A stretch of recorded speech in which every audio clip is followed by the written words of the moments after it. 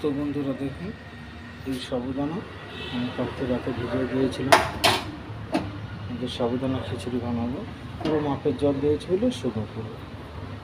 আর এই বাদাম ভেজে রেখে দিয়েছি, এটা হালকা পিষে নেবো। আর এখানে আলু আর কাঁচা লঙ্কা আর কারি পাতা কেটে আর এখানে দিয়ে দিয়েছি মিক্স করে। এবারে এই কড়াতে তেল গরম হয়ে গিয়েছে তাওয়াতে। এবারে এই জিরা দিয়ে দেবো, দিয়ে এইটা দিয়ে দেবো।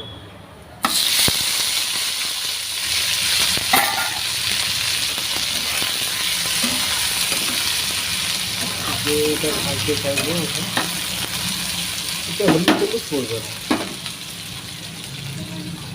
এবারে এটা আর একটু কারি পাতা দিয়ে দেবো। এভাবে এইটা পিষে নেবো বাদামটা। ঠিক আছে, তো বন্ধুরা এখানে এখন নুন দিয়ে দেবো। নুন দিয়ে হালকা নেড়ে আবার এইটাকে ঢাকা দেবো। ঢাকা দিতে আমি আগে যে এখানে কী বানিয়েছি দেখুন।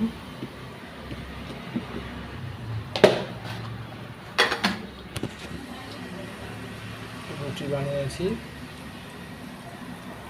তারপরে এটা একটা স্যালাড, লেটুস পাতা, টমেটো, কাঁচা লঙ্কা, পেঁয়াজ আর হচ্ছে ছোলা দিয়ে বানিয়েছি। আর এটা ডাল বানিয়েছি।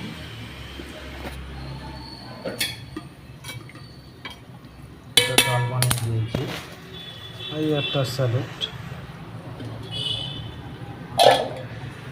ঝালের ভাজা বানিয়েছি।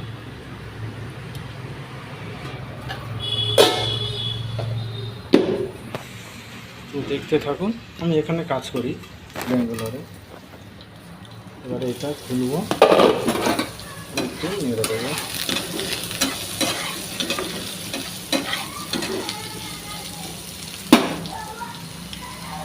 এবারে এইটা দিয়ে দেবো, সাবুদানাটা দিয়ে দেবো। আলুটা হয়ে এসেছে বয়েল। এবারে সাবুদানাটা দিয়ে দিলাম, দিয়ে হালকা নাড়বো।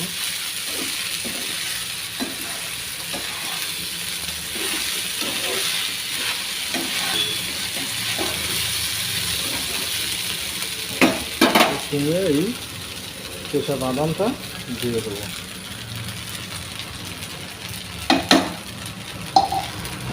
দিয়ে নেড়ে দেবো।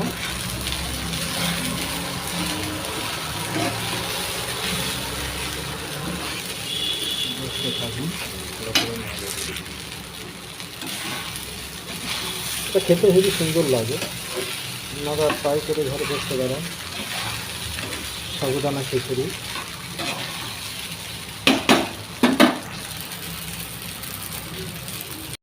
তো বন্ধুরা দেখুন, সাবুদানা খিচুড়ি পুরো রেডি।